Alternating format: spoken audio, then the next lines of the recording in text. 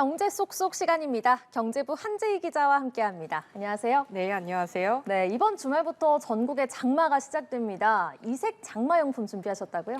네, 그렇습니다. 이번 주부터 비가 참 많이 온다고 하잖아요. 그래서 장마 아이템 단단히 준비하신 분들 많을 텐데 이왕이면 비 올 때뿐만 아니라 좀 예쁘게 입으면 좋잖아요. 네. 그래서 이런 장마용품들이 패션 아이템으로도 떠오르고 있습니다.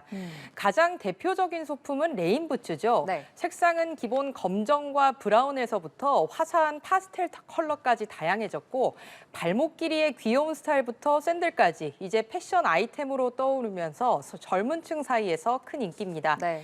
이 같은 인기 덕에 레인부츠를 주력 상품으로 하는 한 브랜드의 올해 1분기 거래액은 지난해보다 42% 가까이 성장한 것으로 나타났습니다.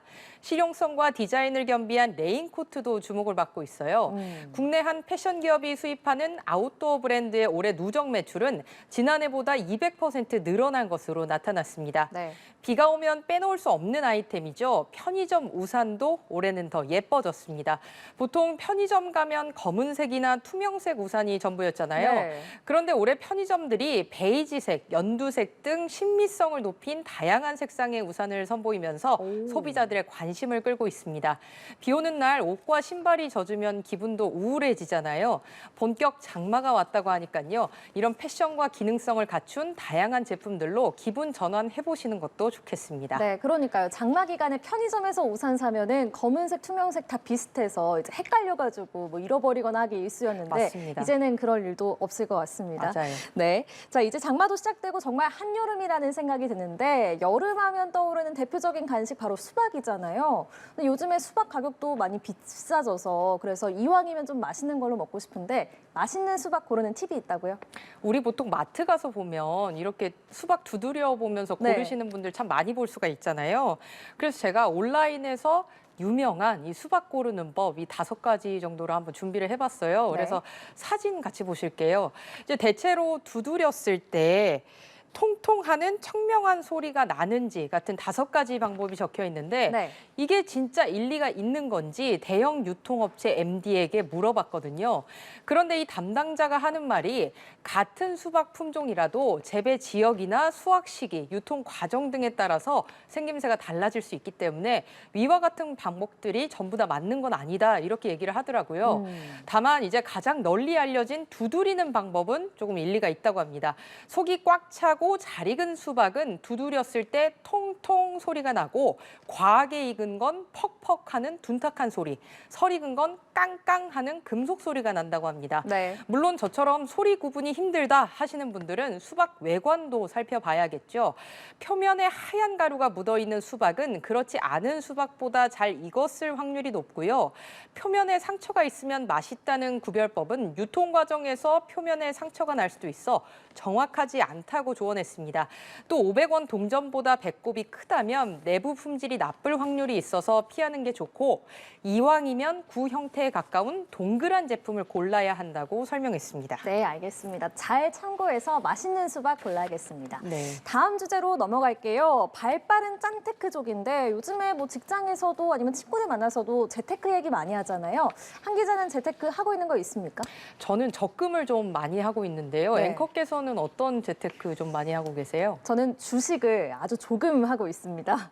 그런데 이게 설문조사가 하나 있었대요. 직장인들이 어떤 재테크를 많이 하는지 설문조사를 했는데 1위가 예적금이었다고요. 네, 그렇습니다. 한 커리어 플랫폼이 직장인 3,300여 명을 대상으로 조사한 설문 결과였는데요. 절반이 넘는 69%의 직장인들이 예적금을 가장 매력적인 재테크 수단으로 꼽았습니다. 다음으로 주식이 65%로 근소한 차이로 뒤따랐고 네. 부동산은 20%, 펀드 채권과 암호화폐는 10%대에 머물렀습니다. 재테크의 주요 목적으로는 58%가 노후 자금 마련이라고 대답해 퇴직 후 생활에 대한 불안감이 큰 것으로 조사됐습니다. 또 내 집 마련, 자식 또는 부모 부양, 결혼 준비 등이 뒤를 이었습니다. 직장인들은 이를 위해 평균적으로 월 수입의 30%가량을 재테크에 투자하고 있다고 답했는데요. 요즘 재테크 잘해서 부자 되자, 어디에 투자해서 시드머니를 불리자 이런 콘텐츠들이 참 많습니다. 네. 가지고 있는 돈을 유지하는 능력도 중요할 텐데요. 내가 재테크를 하려고 하는 이유가 정확히 어떤 건지 파악하고 그 상황에 맞게 투자처를 찾는 게 데 도움이 될 것 같습니다. 네, 앞서 예적금하는 분들이 많다 이렇게 말씀을 해주셨는데 최근에 은행들의 금리가 높은 장기 적금 상품들이 눈길을 끌고 있다고요? 네, 그렇습니다. 여기 사진에도 적어놨는데 발빠른 이런 짠테크족들은 3년 이상의 장기 적금에 좀 눈을 돌리고 있었는데요.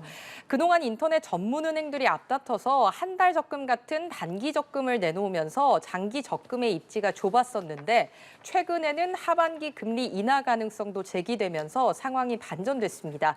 대부분 장기 적금은 3년 만기 상품에 몰려 있습니다. 사진 함께 보실까요? 국민은행 맑은 하늘 적금은 가입 기간의 절반 이상 동안 대중교통 이용 실적을 쌓으면 최대 연 4.05%의 이자를 받을 수 있습니다. 월 최대 300만 원까지 납입이 가능한 신한은행의 적금은 청년을 타깃으로 최고 연 4.5%의 금리를 제시했는데요. 하나은행과 우리은행은 주거래 고객에게 최고 연 4.75% 금리를 적용하는 장기 고금리 적금을 판매 중입니다. 네. 장기 적금뿐만 아니라 인터넷 전문 은행을 중심으로 도전 욕구를 자극하는 이색 적금 상품도 다양한데요. 원하는 목표와 기간을 두고 돈을 모아서 도전에 성공하면 삼성 스토어 매장에서 쓸 수 있는 캐시백 쿠폰을 준다거나 매일 아침 미라클 모닝을 실천하는 고객을 추첨해서 상금을 주는 곳도 있습니다. 적금하다 보면 가입 기간을 채우지 못하고 중도 해지하는 경우가 있는데요. 이럴 경우 약정 금리를 포기해야 한다는 점은 유의하셔야 됩니다. 네, 다음 주제 보겠습니다. 자, 반가운 소식 들고 오셨네요. 꿈의 그렇습니다. 비만약. 네. 휴가철 앞두고 이왕이면 쉽고 빠르게 살 빼고 싶은 분들 많으실 텐데 이 꿈의 비만약 어떤 약입니까? 그 2년 전 다이어트 전후의 차이가 커서 굉장히 화제를 모은 인물이 있었습니다. 이 사진 속에도 등장을 하는 인물인데 테슬라의 최고 경영자 일론 머스크잖아요. 네. 사진 함께 보실까요? 13kg을 감량하고 이렇게 몸짱이 돼서 나타났어요. 뱃살은 온데간데 없고 얼굴선도 굉장히 날렵하게 살아났습니다. 네. 다이어트 비결이 뭐였을까요? 사람들이 비결을 묻자 돌아온 대답은 간헐적 단식 그리고 위고비였습니다. 비만 치료제 위고비는 2021년 덴마크 제약사가 출시했는데요. 일주일에 한 번씩 주사를 놓는 방식으로 가격은 월 사회에 1,350달러, 우리 돈 180만 원 정도입니다. 체중 감량 효과는 15% 정도 되는 것으로 나타났는데요. 위고비는 현재 총 8개 나라에서 판매 중이고 지난 2월에 일본 시장에 첫 출시되면서 아시아에도 진출했습니다.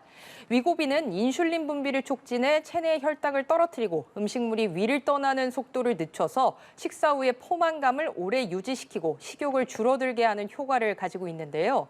물론 부작용 우려도 있습니다. 네. 변비나 설사, 구토와 같은 증상뿐만 아니라 약을 끊으면 1년 안에 요요 현상으로 체중이 다시 돌아온다는 결과도 있었는데요. 그럼 우리나라는 언제 출시되느냐?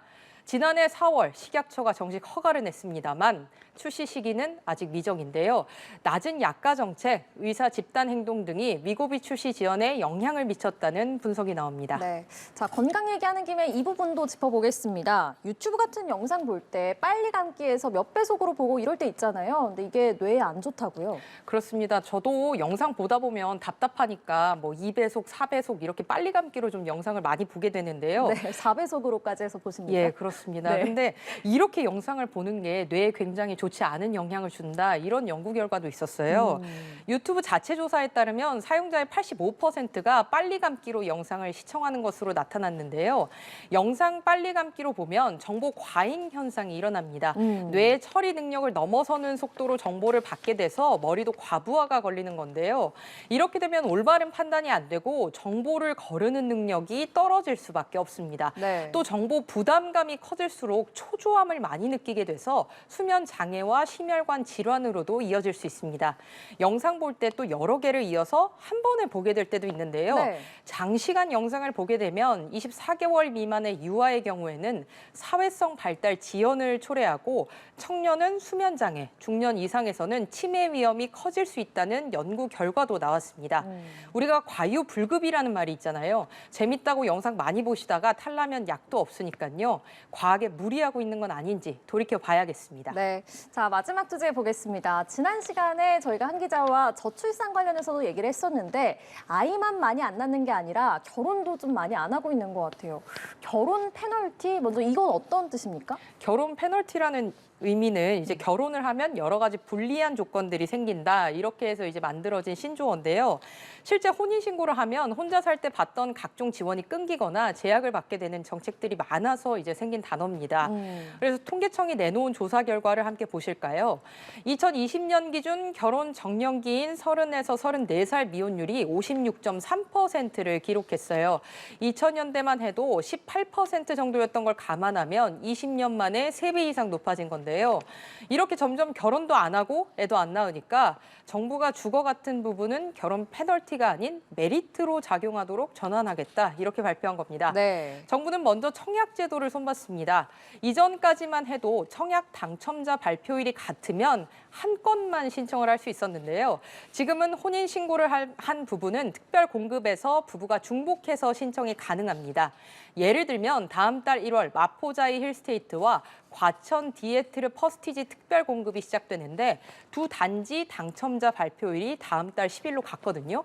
그래도 남편과 아내가 각각 두 아파트 신혼부부 특공에 동시에 신청할 수 있게 된 겁니다. 공공주택 특별 공급 때 맞벌이 부부의 합산 연소득 기준도 올렸고 혼인 신고 전 배우자의 청약 당첨과 주택 소유 이력이 있더라도 주택 청약을 할 수 있는데요.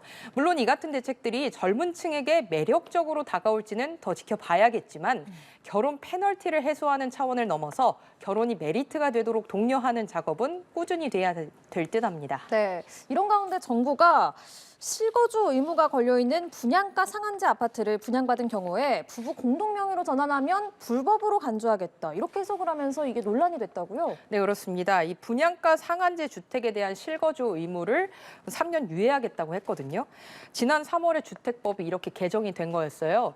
근데 그러면서 실거주 유예 기간에 집을 팔아버리는 상황을 막기 위해 매매, 증여 등 모든 양도 행위를 금지하는 규정을 추가했습니다. 그런데 문제는 부부끼리 공동 명의로 바꾸는 것도 정부가 양도로 해석을 해버린 겁니다.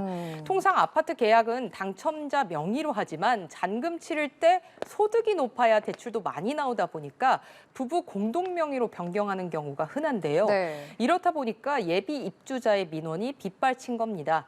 주무부처인 국토부도 부랴부랴 수습에 나섰어요. 정부는 일단 부부 공동 명의 변경이 가능하도록 허용한다는 입장인데요. 법 개정이나 시행령 개정 등은 조만간 진행할 법률 자문 결과가 나온 뒤에 추진하겠다고 밝혔습니다.